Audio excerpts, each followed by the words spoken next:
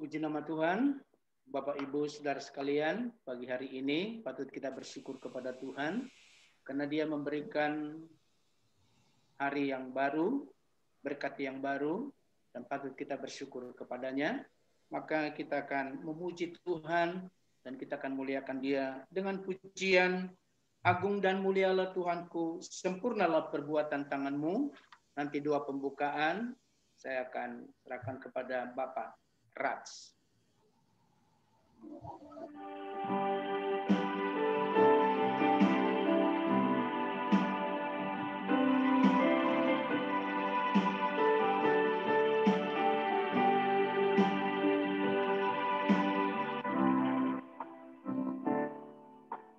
Agung dan mulialah Tuhanku, sempurnalah perbuatan tanganmu, yang berkuasa atas surga dan seluruh bumi. Tak ada yang seperti Kau Tuhan. Agung dan mulialah Tuhanku, maha besar perbuatan tanganmu. Aku datang dan bersujud dalam hadiratmu, memuja Engkau seumur hidupku. Sembah Kau, ku sembah Kau, Allah yang maha besar. Ku sembah Kau, Yesus keselamatanku. Ku sembah Kau, Roh yang kudus, kekuatan hidupku. Ajaib Tuhan, sungguh Engkau mulia. Oh, ajaib Tuhan, sungguh Engkau mulia. Ajaib Tuhan, sungguh Engkau mulia.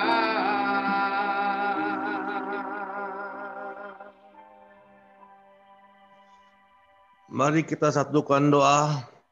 Bapa, kami mengucap syukur Bapa, pagi hari ini kami bisa kumpul karena anugerah-Mu Bapa. Dan kita kebaktian kami hari ini pakai Zoom Bapa. Kau hadir di tengah-tengah kami Bapa, Kau jamalah kami satu persatu Bapa. Dan Kau berkati Bapa yang udah bagian Bapa untuk melayani Bapa. Kau berkati juga yang hamba-Mu hari ini Pendeta Jonathan Bapa, Kau siapkan Bapa membawa firman-Mu. Pakailah dengan kuasa Roh Kudus Bapa untuk bicara untuk kami semua Bapa. Kau berkatilah semua Bapa yang hadir hari ini dalam Zoom Bapa. Dan kami yakin Bapa Engkau di tengah-tengah kami, Engkau akan berkati semua satu persatu Bapa. Terima kasih Bapa, kami serahkan kebaktian ini Bapa hanya di tangan-Mu saja Bapa. Dalam nama Yesus Kristus, haleluya, amin. Terima kasih buat hambanya Bapak Rats. Dan kita akan lanjutkan pujian kita. Dia lahir untuk kami dan akan dilanjutkan dengan dari benua, dari pulau dan benua. Haleluya.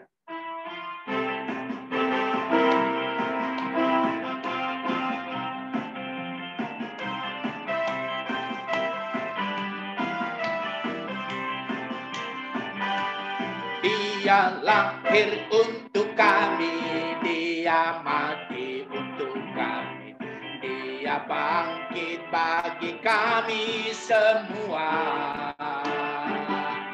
Dia Yesus Tuhan kami, Dia Yesus Allah kami, Dia Raja di atas segala raja, yaitu firman Allah, yaitu firman Allah yang turun ke bumi, yang jadi sama dengan manusia. Dia Yesus sobat kami, Dia Yesus Allah kami, Sang Penebus Juru Selamatku. Sekali lagi, Dia lahir untuk kami, Dia lahir untuk kami, Dia mati bagi kami, Dia bangkit bagi kami semua. Oh, oh. Dia Yesus Tuhan kami, Dia Yesus Allah kami.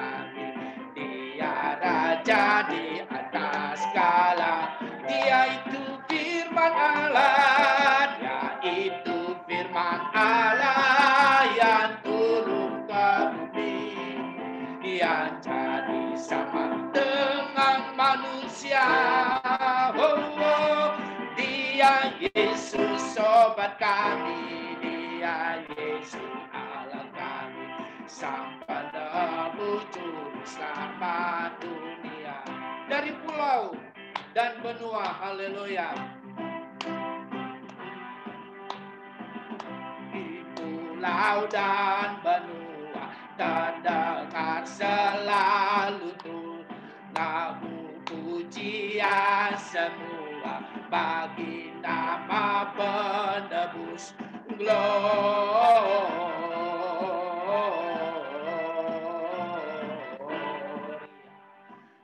Muliakan Tuhan, muliakan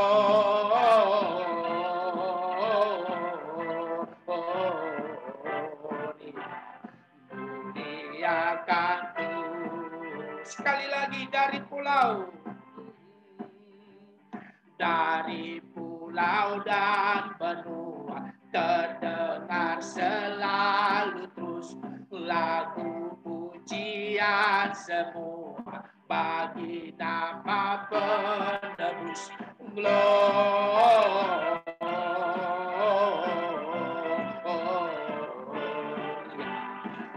Muliakan Tuhan,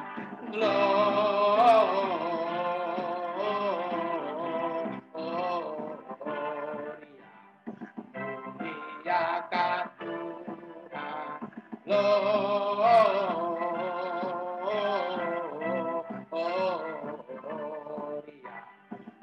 muliakan Tuhan, muliakan Tuhan.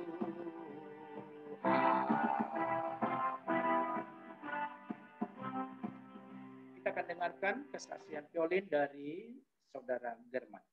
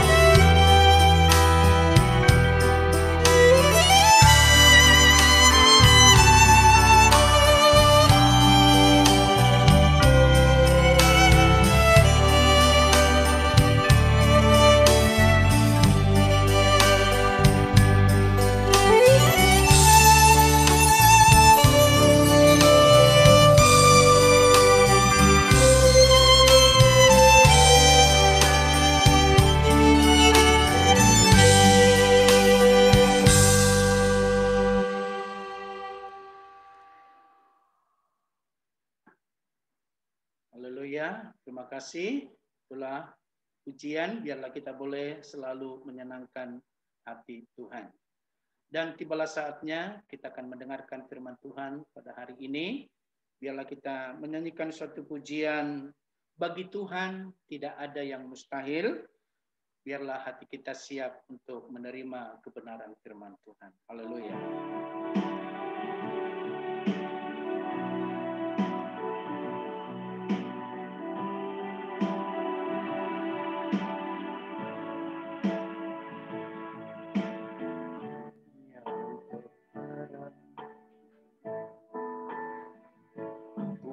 yakin saat kau berfirman, ku senang saat kau bertindak.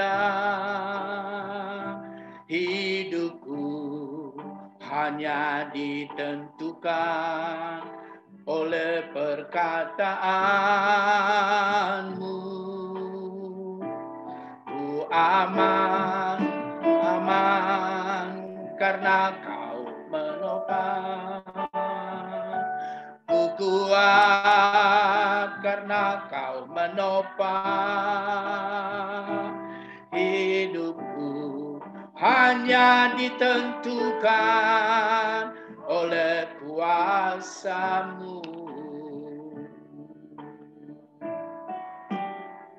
Bagi Tuhan tak ada yang mustahil.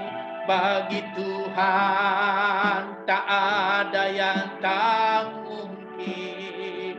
Mujizatnya disediakan bagiku. Ku diangkat dan dipulihkannya. Sekali lagi, ku yakin, amin. Ku yakin saat kau berfirman, ku menang saat kau bertindak. Hidupku hanya ditentukan oleh perkataanmu. Ku aman karena kau menjaga. Ku kuat karena kau menopang. Hidupku hanya ditentukan oleh kuasa-Mu. Bagi Tuhan tak ada yang mustahil. Bagi Tuhan tak ada yang tak mungkin. Mujizatnya disediakan bagiku. Ku diangkat dan dipulih. Bagi Tuhan tak ada yang mustahil. Bagi Tuhan tak ada yang tak mungkin. Mujizatnya disediakan bagiku. Ku diangkat dan dipulih. Ku diangkat dan dipulihkan. Ku diangkat dan dipulihkannya. Haleluya. Ku diangkat dan dipulihkannya.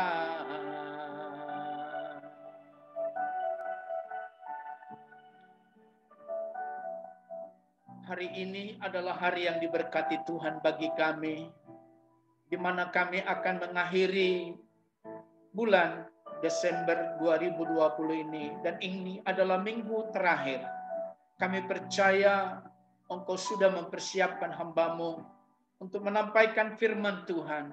Apa yang menjadi isi hati-Mu Tuhan, sampaikanlah bagi kami, agar kami boleh siap menyongsong tahun 2021 penuh dengan keyakinan dan penuh dengan kebenaran firman Tuhan. Terima kasih Tuhan, terima kasih. Urapi hamba-Mu, berikan otoritas dari tempat yang maha tinggi, dan biarlah pengurapan dari tempat yang maha kuasa, memberikan kuasa, memberikan hikmat, memberikan firman melewat hamba-Mu bagi kami semua yang mendengarkan pada hari ini. Terima kasih Tuhan, terima kasih. Sekarang kami buka hati kami. Kami siap untuk menerima kebenaran firman Tuhan. Hanya di dalam nama Tuhan Yesus Kristus kami sudah berdoa dan bersyukur kepada Tuhan. Haleluya. Amin. Firman Tuhan akan disampaikan oleh hambanya, Bapak Pendeta Yonatan. Waktu dan selanjutnya saya berikan.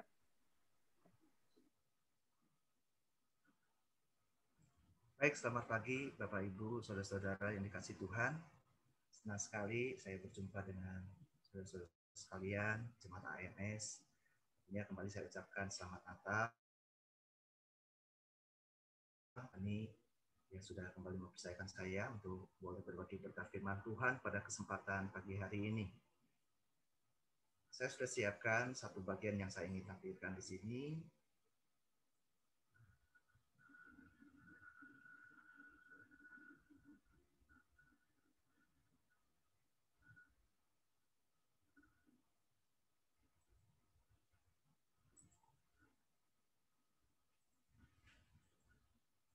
Saya akan ambil judul firman Tuhan pagi hari ini, menjalani hari depan dalam terang kasih Tuhan. Sebagaimana yang tadi dikatakan di dalam doa bahwa kita sebentar akan mengakhiri tahun 2020 dan memasuki tahun 2021.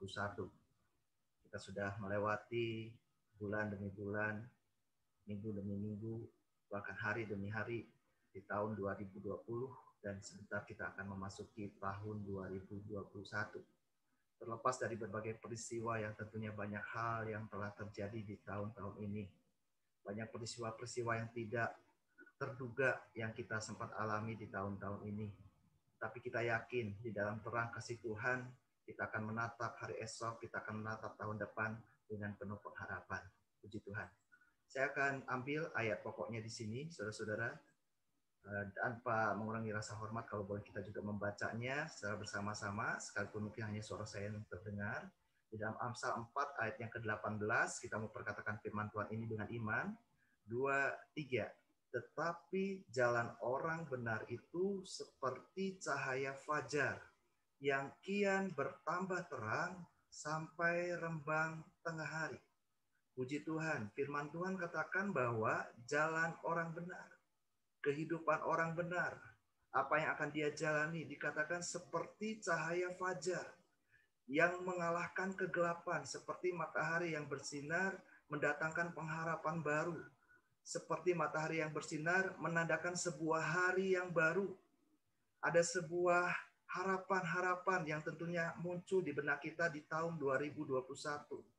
Harapan-harapan yang muncul di tahun depan yang tentunya kita harapkan lebih baik akan kita alami, akan kita jalani dibandingkan tahun 2020.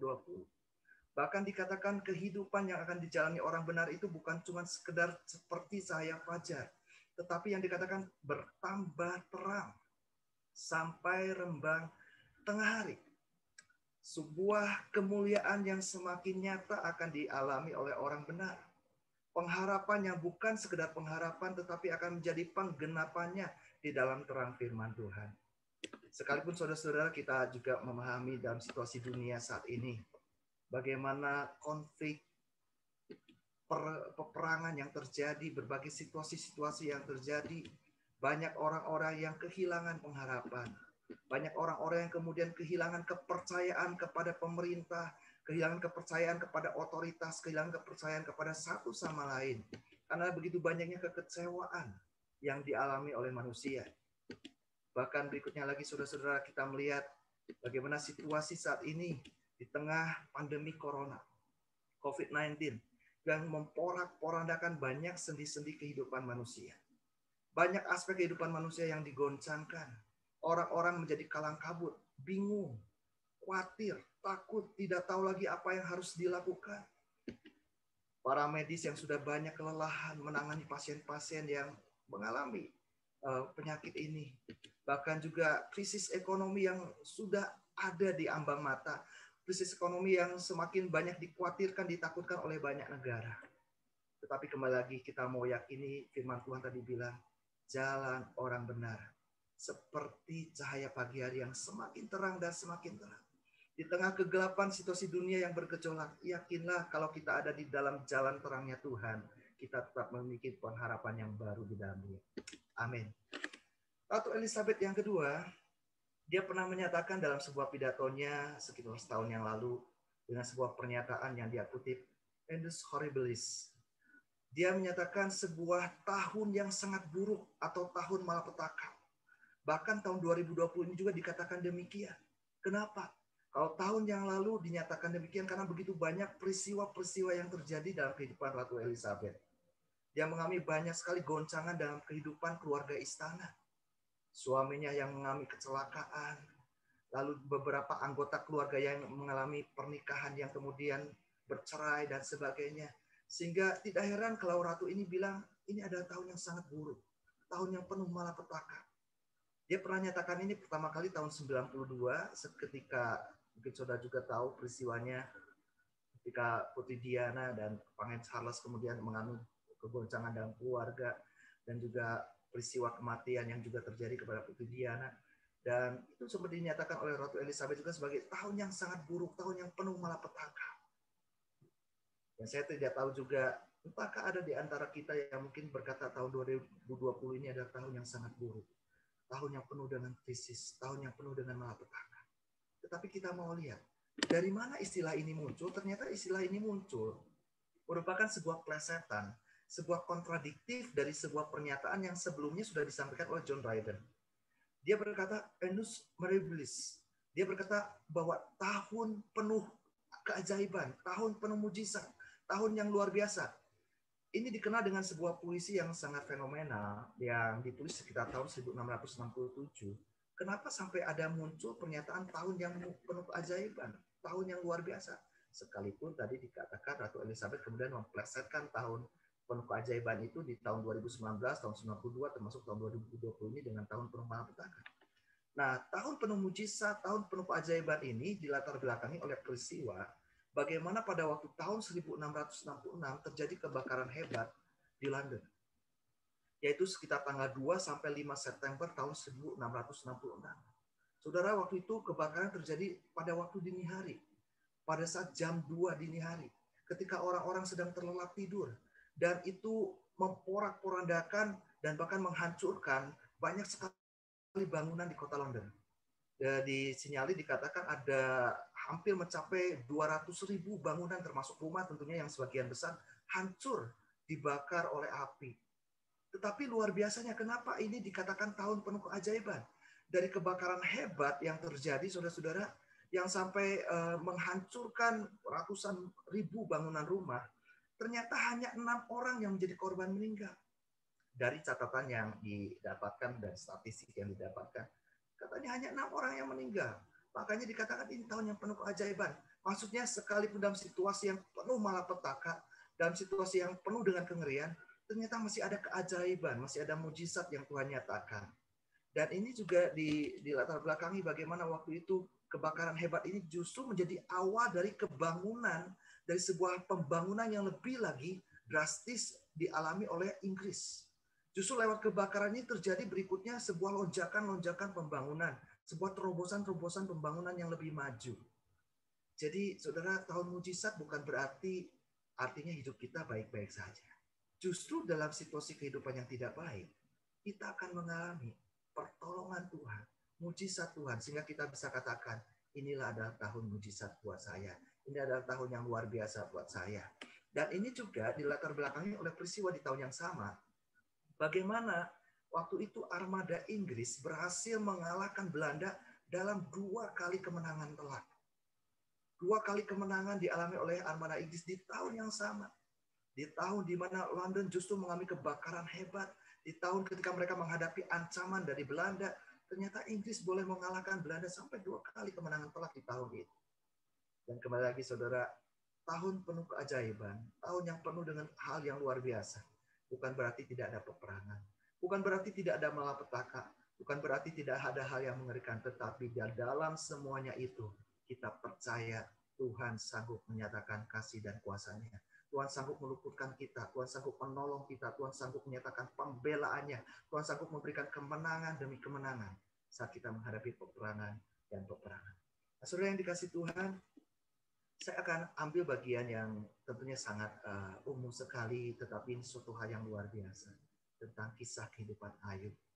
Ayub pernah mengalami masa-masa yang penuh malapetaka. Masa-masa yang penuh dengan kengerian. Bagaimana dia melukiskannya di dalam Ayub 30 ayat 15, saya bacakan. Kedahsyatan ditimpakan kepadaku. Kemuliaanku diterbangkan seperti oleh angin. Dan bahagiaku melayang hilang seperti awan. Tentu kita tahu betul bagaimana Ayub mengalami penderitaan yang begitu hebat. Segala sesuatunya habis. Kekayaannya, anak-anaknya, kehormatannya, kemuliaannya, kebanggaannya secara lahiriah. Baik itu bicara tentang harta ataupun bahkan kesehatan. Dan hal-hal yang mungkin orang pandang dulu, Ayub ada seorang yang terhormat, sekarang orang memandangnya sebagai seorang yang sangat hina. Sehingga dia bilang kedahsyatan yang mengerikan. Bahkan dia sudah kehilangan segala-galanya, kemuliaannya, kebahagiaannya. Dan lebih lanjut lagi dikatakan, oleh sebab itu, ayat 16, jiwaku hancur dalam diriku. Hari-hari kesengsaraan mencekam aku. Kengerian, penderitaan, malapetaka yang dialami oleh Ayub dituturkan secara jujur, secara terbuka oleh Ayub menyebabkan batinnya begitu menderita. Hancur hatinya. Karena hari-hari yang penuh dengan kesengsaraan yang begitu menakutkan, yang begitu menggetarkan dirinya. Sampai kita tahu bagaimana Ayub mengutuki hari kelahirannya. Dia mempertanyakan kembali hal-hal yang dia alami ini dalam kacamata Tuhan, ini apa maksudnya. Dia sempat juga mempertanyakan di manakah keadilan Tuhan. Yang bersyukur Ayub tidak sampai menghujat Tuhan. Tetapi dia sempat mempertanyakan keadilan Tuhan dan sebagainya. Di ayat 17 dikatakan, pada waktu malam, tulang-tulangku seperti digerogoti, dan rasa nyeri yang menusuk tak kunjung berhenti. Satu penderitaan yang sangat kompleks, penderitaan yang sangat komplit, penderitaan secara batin tadi dikatakan jiwanya yang hancur, penderitaan secara lahiriah, sebuah kehidupan yang saya kira tidak ada yang mengalami seperti pahitnya penderitaan yang dialami Ayub. Sepahit-pahitnya kehidupan orang masa kini, saya kira nggak ada yang sepahit kehidupan Ayub. Dan ini menggambarkan situasi yang penuh dengan kengerian, malapetaka, penderitaan. Tapi kita mau belajar di kehidupan Ayub, saudara, di dalam pasal-pasal yang terakhir dikatakan, maka dari dalam badai Tuhan menjawab Ayub. Setelah sekian lama sepertinya Tuhan berdiam diri. Dan memang Tuhan berdiam diri waktu itu.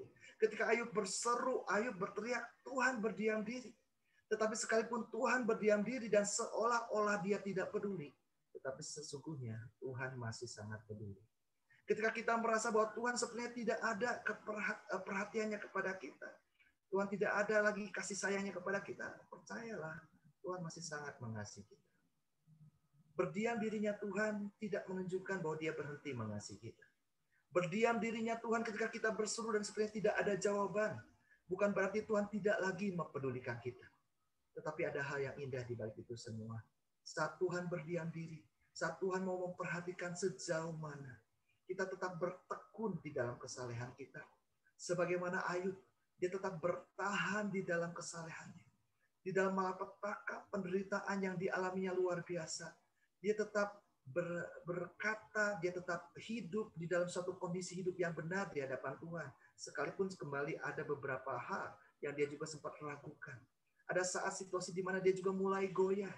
Ada saat di mana Tuhan juga menegur Ayub. Kalau sudah baca ayat-ayat selanjutnya di pasal 38 dan pasal 40. Tuhan pun sempat menegur Ayub. Tetapi Tuhan masih melihat Ayub tetap bertahan dalam kesalehannya. Dan dari dalam badai, menariknya adalah begini saudara-saudara. Kenapa Tuhan harus berbicara dari dalam badai? Sebab ini tentu mempunyai suatu pelajaran yang sangat berharga. Dari dalam badai, dari dalam situasi yang buruk, dalam situasi yang penuh dengan kegelapan yang mengerikan. Badai seringkali juga disertai dengan petir, halilintar yang menggentarkan orang yang mendengarnya. Belum lagi kita melihat badai yang begitu kencang, yang memporak-porandakan banyak sekali bangunan. Belum lagi halilintar petir yang menyambar ke sana kian kemari. Tetapi percayalah, sekalipun kehidupan kita digambarkan bagaikan badai yang menerpa begitu hebat datang, ada Tuhan di dalamnya. Tuhan tetap mempedulikan. Tuhan tetap mengasihi, Tuhan tetap punya rencana yang besar yang melampaui penderitaan yang sedang kita alami. Berikutnya kalau sudah lihat, saya akan membagikan saudara-saudara beberapa hal. Bagaimana kita bisa menjalani hari depan di dalam terang kasih Tuhan. Bagaimana kita bisa menjalani tahun depan di dalam pengharapan yang baru yang Tuhan sudah sediakan. Yang pertama, bersandar kepada sang terang saat kegelapan datang menghadang. Saya ulang. Yang pertama yang harus kita lakukan, saat kita menghadapi situasi-situasi yang mencekam seperti tahun 2020 ini, bersandar kepada Sang Terang saat kegelapan datang menghadap. Sebagaimana kita lihat di dalam Ayub 42 ayat 2 dikatakan begini, aku tahu bahwa engkau sanggup melakukan segala sesuatu dan tidak ada rencanamu yang gagal. Pada akhirnya Ayub menyadari bahwa segala sesuatu yang terjadi tidak lepas dari kendali dan kedaulatan Tuhan. Tuhan tetap berkuasa. Sekalipun Ayub mungkin berpikir sudah habis segala perkara. Sudah habis kehidupannya. Sudah tidak ada pengharapan. Tetapi Ayub belajar dari peristiwa itu bahwa Tuhan tetap dapat diandalkan. Tuhan tetap dapat menjadi sandaran. Dan tidak ada rencana Tuhan yang gagal. Bahkan selanjutnya di Ayub 42 ayat 5 dikatakan, hanya dari kata orang saja aku mendengar tentang engkau. Tetapi sekarang mataku sendiri memandang engkau. Ayub boleh melihat sekalipun di dalam situasi Tuhan sepertinya berdiam diri. Tetapi dia boleh melihat, boleh memandang dan semakin mengenal bahwa Tuhan tidak pernah berhenti mempedulikan umatnya yang berharap kepada dia. Tuhan tidak pernah berhenti mengasihi umatnya yang tetap menaruh kesetiaan dan percaya kepadanya dengan sungguh. Makanya tidak heran di dalam Yesaya pasal 50 ayat 10 dianjurkan dalam sebuah nasihat yang sangat indah. Dikatakan di sini, siapa di antaramu yang takut akan Tuhan dan mendengarkan suara hambanya? Perhatikan kalimat berikutnya. Jika ia hidup dalam kegelapan, saya ulang. Jika ia hidup dalam kegelapan dan tidak ada cahaya bersinar baginya. Saat hidup sepertinya gelap semata-mata. Sepertinya tidak ada harapan. Sepertinya habis segala perkara. Sepertinya tidak ada secercah sinar pun yang ada di depan kita. Sulit, penuh dengan kengerian, penuh dengan penderitaan, penuh dengan malapetaka. Kalimat berikutnya luar biasa. Baiklah ia percaya. Ia percaya kepada nama Tuhan. Dan bersandar kepada Allahnya. Makanya poin yang pertama, saudara-saudara, saat situasi kegelapan, saat situasi mengerikan, malapetaka, saat ini sedang terjadi, tetaplah bersandar kepada Sang Terang. Tetaplah bersandar kepada Tuhan yang sanggup mengubah kegelapan dan sanggup mengalahkan kegelapan itu menjadi terang yang bersinar. Hidup yang sepertinya tidak ada harapan, Tuhan sanggup menyatakan pengharapan. Dan kita melihat berikutnya poin yang kedua. Bagaimana kita menjalani hari depan di dalam terang kasih Tuhan. Yang kedua, menjaga perkataan yang sangat mempengaruhi hari depan. Saat kita sudah percaya kepada Tuhan, saat kita sudah bersandar kepadanya, sekalipun situasi sulit, kita tetap menaruh pengharapan, percaya Tuhan tidak mungkin salah. Tuhan tetap bisa memberikan kekuatan, kasih kuasanya untuk memulihkan hidup saya. Tetapi ada bagian yang harus kita lakukan berikutnya. Kita harus menjaga lidah kita. Sebagaimana Ayub katakan, saudara-saudara, di Ayub 42 ayat yang ke-6 dikatakan begini, oleh sebab itu aku mencabut perkataanku. Dan dengan menyesal, aku duduk dalam debu dan abu. Kalau kita ingin melihat pemulihan terjadi dalam hidup kita, sekalipun situasi buruk pernah kita alami. Poin yang kedua ini sangat penting. Kita harus menjaga perkataan kita. Bahkan kita harus bertobat atas perkataan kita yang keliru, yang salah di hadapan Tuhan. Ayub, sekalipun di awal, memang dia tidak berdosa dengan bibirnya. Dia tidak berkata-kata yang jahat tentang Tuhan. Tetapi kalau sudah lihat di Ayub pasal-pasal berikutnya, bahkan di pasal 38 tadi dan di pasal 40, Tuhan pun sempat menegur Ayub soal perkataannya. Sekalipun tidak sampai menghujat. Sebagaimana yang diinginkan oleh iblis. Iblis ingin supaya Ayub akhirnya menghujat Tuhan. Puji Tuhan, Ayub tidak sampai menghujat Tuhan. Tetapi Ayub sempat mengutuki hari kelahirannya. Ayub sempat mengutuki nasib sialnya. Ayub sempat mempertanyakan keadilan Tuhan. Tetapi pada akhirnya Ayub sadar. Di tengah situasi yang buruk, yang harus kita lakukan, yang harus kita jaga adalah jangan sampai perkataan-perkataan yang salah di hadapan Tuhan itu keluar. Kata-kata sial. Kata-kata yang kita kemudian seolah-olah mengasihani diri sendiri, tapi tidak lagi keluar kata-kata iman. Tidak ada lagi keluar kata-kata syukur. Dan itu tidak berkenan di hadapan Tuhan. Jadi saudara, kalau tahun 2020 ini sekalipun penuh dengan kengerian, tetapi kita mau perkataan iman. Kita mau berkata tahun 2020 ini adalah tahun yang penuh dengan malapetaka. Tetapi saya bersyukur, saya percaya sampai saat ini saya ada karena pertolongan Tuhan. Dan saya akan tetap percaya tahun 2020 pun Tuhan tetap menolong saya. Apa yang mungkin saya alami buruk, apa yang saya alami mungkin mengerikan di tahun 2020, tahun 2021 Tuhan tetap sanggup menolong dan Tuhan sanggup memulihkan hidup saya. Jadi yang kedua ini, jagalah perkataan. Bahkan bertobatlah dari perkataan-perkataan yang jahat di hadapan Tuhan. Perkataan-perkataan yang tidak berkenan di hadapan Tuhan yang mungkin sempat kita lontarkan di tahun 2020 ini. Dan berikutnya saudara, kita lihat ayat ini tentunya tidak asing lagi. 1 Petrus 3 ayat 10. Siapa yang mau mencintai hidup dan mau melihat hari-hari baik, dia harus menjaga lidahnya terhadap yang jahat dan bibirnya terhadap ucapan-ucapan yang baik. Ini tidak bisa lepas kaitannya dengan poin yang pertama. Orang yang menaruh percayanya bersandar kepada Sang Terang, kepada Tuhan saat menghadapi kegelapan, harus dibuktikan, harus dinyatakan. Kalau dia percaya Tuhan sanggup memberikan hari-hari yang baik, kalau dia percaya bahwa Tuhan sanggup mengubah malapetaka menjadi penuh dengan berkat, mengubah banyak sekali kekalahan dalam peperangan menjadi kemenangan di dalam peperangan. Bagian kita sebagai pernyataan iman, sebagai bukti iman kita harus menjaga perkataan kita. Perkatakanlah perkataan-perkataan yang benar, perkataan-perkataan iman, perkataan-perkataan yang baik, perkataan-perkataan yang suci, bukan perkataan-perkataan yang buruk, bukan perkataan-perkataan kutuk, bukan perkataan-perkataan yang menyalahkan Tuhan ataupun menyalahkan siapapun. Tapi kita mau tetap mengucap syukur kepada Tuhan. Puji Tuhan. Kita masuk pada bagian yang berikutnya, yang ketiga. Dan ini adalah bagian yang terakhir.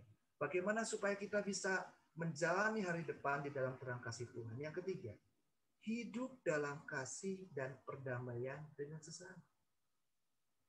Waktu kita sudah percaya dan bersandar kepada Sang Terang, tetap meyakini Tuhan sanggup mengubahkan, memulihkan hidup kita dengan kasih dan kuasa-Nya. Tidak ada rencana dan tindaknya yang gagal.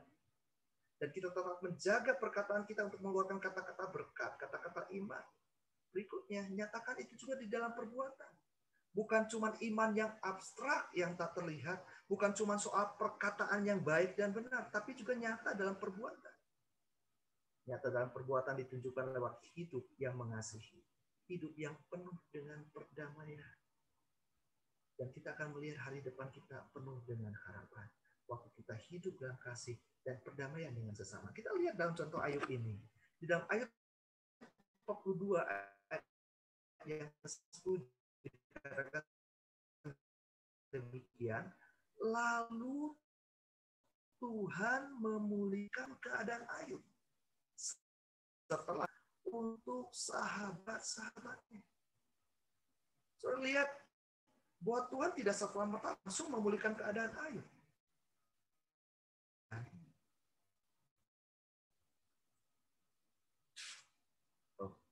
Ayub mengalami pemulihan saat dia sudah menyatakan doanya untuk sahabat-sahabatnya. Seperti yang saudara tahu dalam kisah perjalanan kehidupan Ayub, saat dia sedang menderita, sahabat-sahabatnya bukannya memberikan kata-kata kekuatan, bukannya memberikan kata-kata dorongan, bukannya menghibur, tetapi justru mencela, menghakimi, membuat keadaan Ayub semakin terpuruk. Bahkan di dalam salah satu bagian pasal di kitab Ayub, Ayub menggambarkan perkataan sahabat-sahabatnya itu bagaikan perkataan yang memuakkan, makanan yang memuakkan. Makanan yang membuat dia enak, muak. Dia juga merasa tersakiti oleh sahabat-sahabatnya, oleh perkataan-perkataan mereka. Tapi luar biasanya, saat Ayub mau mendoakan mereka, mau mengampuni mereka, mau berdamai dengan mereka. Ayub nggak salah, sahabat-sahabatnya yang salah. Tapi Ayub sekalipun tidak salah, dia mau membangun kembali hubungan relasi, mau berdamai kembali dengan sahabat-sahabatnya yang sekalipun sudah menyakiti dia. Dan dia bahkan menjadi pendamai untuk sahabat-sahabatnya itu dengan Tuhan, karena Tuhan begitu marah kepada sahabat-sahabatnya Ayub. Karena berkata-kata yang tidak tentang Tuhan, dalam ayat yang dikatakan demikian. Sekalipun saya tidak sempat tentunya untuk menjelaskan lebih jauh apa maksudnya berkata-kata tidak dengan tentang Tuhan di sini. Tetapi singkatnya, Ayub bukan hanya mau berdamai, bahkan dia memperdamaikan sahabat-sahabatnya dengan Tuhan. Kalau kita ingin melihat hari esok, tahun depan, tahun yang penuh pengharapan, tahun di mana Tuhan boleh memulihkan kehidupan kita, kita harus mau berdamai. Kita mau terus hidup dalam kasih. Mungkin selama tahun 2020 ini banyak hal yang menyakitkan. Banyak sikap, perlakuan, kata-kata orang yang menyakiti hati kita. Yang membuat kita, yang sebetulnya kita harapkan kita mendapatkan penghiburan, kita mendapatkan kekuatan, semangat, dorongan. Tetapi orang-orang justru melemahkan kita. Tetapi pilihlah untuk kita tetap mau hidup di dalam damai. Hidup dalam perdamaian, hidup dalam pengampunan. Bahkan dikatakan Tuhan bukan cuma mengembalikan Ayub kepada keadaan yang semula. Dikatakan kalimat berikutnya, Tuhan memberikan kepada Ayub 2 kali lipat dari segala kepunyaannya dahulu. Saat Ayub mau hidup berdamai, Tuhan melimpahkan berkatnya. Tuhan bukan cuma mengembalikan keadaan Ayub seperti semula, tetapi Tuhan menambahkan berkat itu sampai 2 kali lipat. Saudara yang dikasih Tuhan, jadi di sini kita melihat dalam 1 Petrus 3 ayat 11 juga dikatakan, ia harus menjauhi yang jahat dan melakukan yang baik. Ini masih rentetan dari 1 Petrus 3 yang tadi kita baca di awal. Bagaimana kita mau melihat hari-hari yang baik.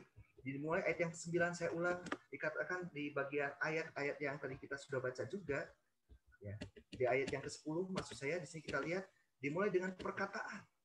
Ayat yang ke-10, siapa yang mau mencintai hidup, mau melihat hari-hari baik, ia harus menjaga perkataan. Dan dikatakan di ayat yang ke-11, menjauhi yang jahat dan melakukan yang baik. Orang boleh berbuat jahat, kita jangan berbuat jahat. Bahkan bukan cuma tidak berbuat jahat, kita tetap berbuat baik. Inilah keunggulan iman Kristen. Inilah keunggulan moral Kristen. Kita tidak diajarkan begini. Jangan lakukan apa yang engkau tidak mau orang lain lakukan. Dalam keyakinan lain itu ada ayatnya.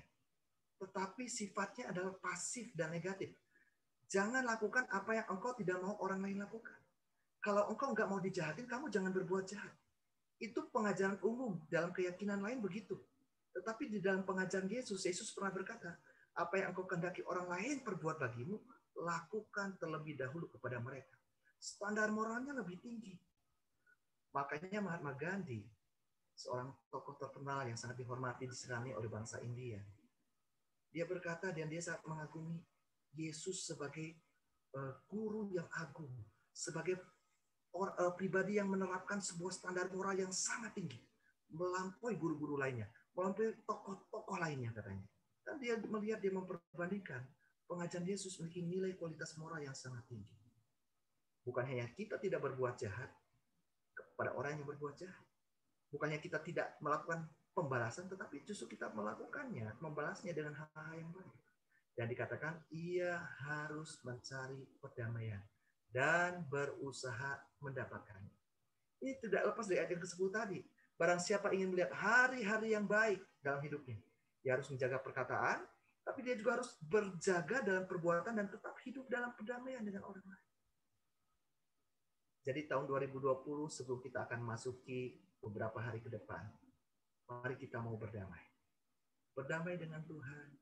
Jaga perkataan-perkataan yang mungkin selama ini kita juga sudah salah berucap kepada Tuhan. Kita mau bertobat. Berdamai dengan sesama. Sekalipun kita mungkin nggak salah, tetapi kita mau berdamai dengan sesama. Apalagi kita salah. Kita mau minta maaf, kita mau berdamai dengan sesama. Maka kita akan lihat hari esok kita di dalam terang kasih Tuhan. Saya akan tutup dengan beberapa bagian berikutnya. Di dalam 1 Petrus 3 ayat 12, inilah yang kemudian jadi penutup dalam 1 Petrus 3 rangkaian ayat yang tadi kita sudah baca. Sebab mata Tuhan tertuju kepada orang-orang benar dan telinganya kepada permohonan mereka yang minta tolong. Tetapi wajah Tuhan menentang orang-orang yang berbuat jahat. Mata Tuhan memperhatikan, ada perhatian Tuhan. Ada perlindungan, ada pertolongan, ada perjanjian, ada berkat yang Tuhan bisa nyatakan kepada orang-orang yang mau menjaga perkataannya. tadi mau tetap percaya bersandar kepada Tuhan, mau menjaga perkataannya, dan mau hidup dalam perdamaian, maka kita akan melihat pertolongan Tuhan itu sungguh nyata. Sebagaimana tadi ayat yang kita katakan di bagian awal, jalan orang benar seperti cahaya fajar yang kian bertambah terang sampai rembang tengah hari. Ada sebuah lagu yang sangat terkenal, jalan hidup orang benar diterangi oleh cahaya firman Tuhan. Maksudnya apa? Firman Tuhan menjadi jalan, menjadi prinsip hidup. Tadi yang kita sudah pelajari, mari kita mau tetap bersandar kepada Tuhan, jangan ragukan kebaikan Tuhan. Mau tetap percaya kepada rencana Tuhan, mau tetap menjaga perkataan kita, mau tetap hidup dalam perdamaian. Maka dikatakan jalannya akan semakin terang hingga rembang tengah hari. Bahkan apabila ia jatuh, ada malapetaka, ada penderitaan. Orang benar bukan berarti tidak ada kesusahan, bukan tidak menderita, ada penderitaan. Tetapi dikatakan tidaklah dibiarkan sampai tergeletak. Sebab apa? Sebab tangan Tuhan juga yang menopang dan membangkitkan, memulihkan dia kembali. Jadi saudara-saudara, kesimpulannya pada bagian penutup ini, mari bersandarlah kepada sang terang saat kegelapan datang menghadang. Menjaga perkataan yang sangat mempengaruhi hari depan dan hidup dalam kasih dan perdamaian dengan sesama. Puji nama Tuhan. Saya cukupkan sampai di sini penyampaian firman Tuhan. Saya kembalikan kepada yang bertugas.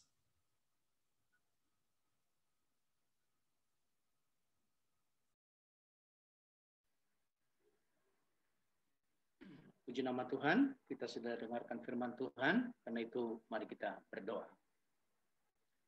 Terima kasih Tuhan buat pesan yang Kau sampaikan bagi kami melalui hamba-Mu pada hari ini. Ini adalah suara kebenaran yang kami harus pegang, agar sungguh-sungguh kami boleh menjalani hidup ini penuh dengan pengharapan dan keyakinan kepada Tuhan. Dan kami tetap menjaga diri kami, perkataan kami, agar kami boleh sesuai dengan kebenaran-Mu. Maka masa depan kami sungguh-sungguh Tuhan sudah jamin. Demikian juga kami harus menjaga hidup atau langkah kami, menjauhi kejahatan, dan kami akan melakukan sesuai dengan apa yang Kau ajarkan bagi kami. Hidup kudus, hidup berkenan kepada Tuhan. Terima kasih buat hamba-Mu yang sudah melayani kami pada hari ini. Berkati keluarga hamba-Mu, berkati pelayanannya. Dimanapun hamba-Mu berada, Tuhan pakai terus dengan Engkau yang mengurapi dan memberkati. Dan banyak jiwa diberkati dan banyak jiwa dimenangkan untuk kepujian bagi nama-Mu. Terima kasih Tuhan, terpujilah Engkau. Kami terima firman Tuhan di dalam nama Tuhan Yesus Kristus. Kami sudah berdoa dan bersyukur kepada Tuhan. Haleluya. Amin. Terima kasih buat hambanya, Bapak Pendeta Yonatan. Tuhan Yesus memberkati bersama keluarga dan pelayanannya. Dan selanjutnya kita akan mendengarkan pengumuman yang disampaikan oleh Bapak Gunadi. Selamat pagi saudara-saudara kekasih. Sekali lagi atas nama Ibu Gembala dan seluruh jemaat PDMS mengucapkan terima kasih kepada Bapak Pendeta Yonatan Aprianto atas firman-Nya pada pagi hari ini. Tuhan Yesus memberkati. Ada 6 pengumuman yang mau saya sampaikan pada pagi hari ini. Yang pertama, tanggal 1 Januari kita tidak ada ibadah, namun ibadah kita akan dilakukan tanggal 3 Januari untuk ibadah awal tahun. Itu dimulai dengan doa beson jam 8.15 dan dilanjutkan dengan ibadah jam 9 dengan perjamuan Tuhan. Mohon saudara-saudara untuk mempersiapkan roti dan anggur untuk menyambut perjamuan Tuhan. Selanjutnya, untuk jemaat yang ingin didoakan dan juga ingin memberikan kesaksian, baik pujian maupun kesaksian hidup, dapat menghubungi Ibu Fungling atau Ibu Lingling, dan informasi disampaikan paling lambat hari Sabtu. Selanjutnya, untuk informasi sekolah minggu, hari ini juga masih ada ibadah online via YouTube dengan tema Juru Selamatlah Lahir.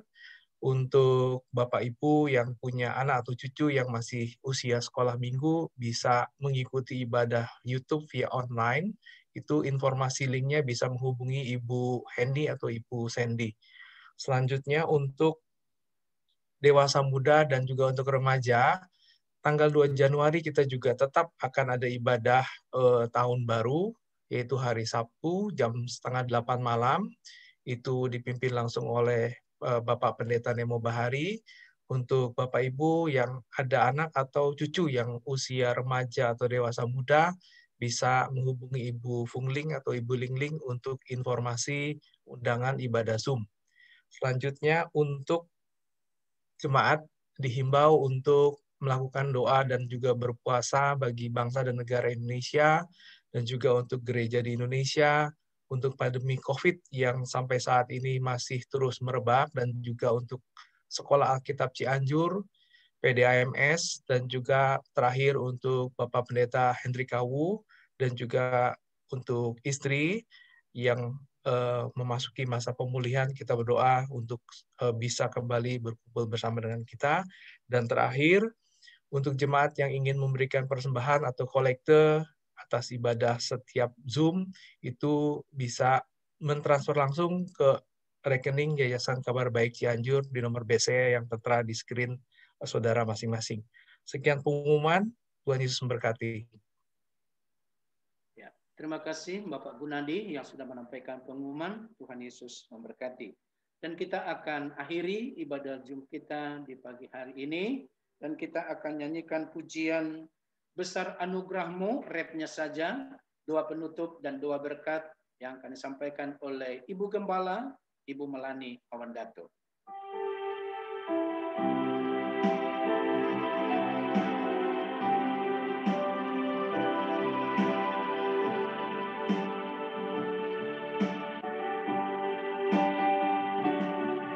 Besar anugerah-Mu,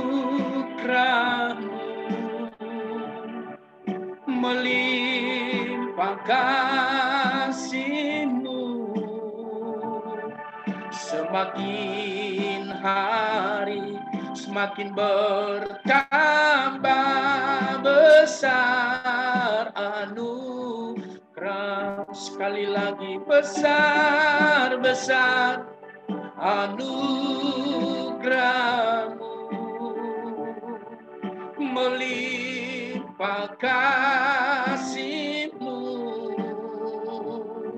semakin hari semakin bertambah. Besar anugerah-Mu,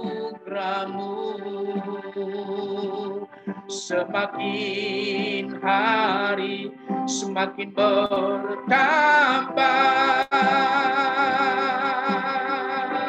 Besar anugerah-Mu.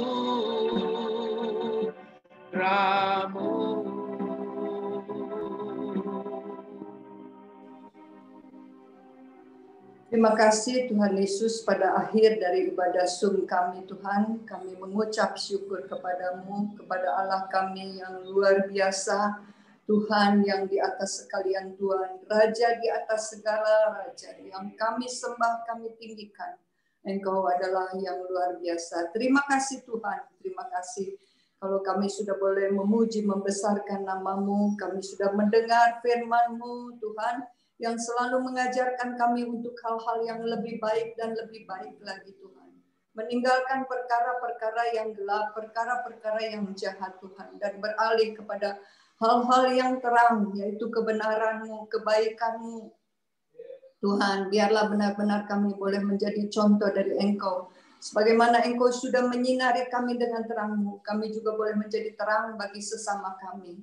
Bagi saudara-saudara kami Tuhan yang ada dalam keluarga, baik ya Tuhan Yesus dalam kantor, dimanapun kami berada Tuhan, jadikan kami berkat Tuhan Yesus, jadikan kami contoh Tuhan, supaya orang-orang boleh melihat ada Engkau di dalam kami, dan mereka boleh mengikuti apa yang kami putuskan, yaitu mengikut Engkau sebagai juru selamat kami.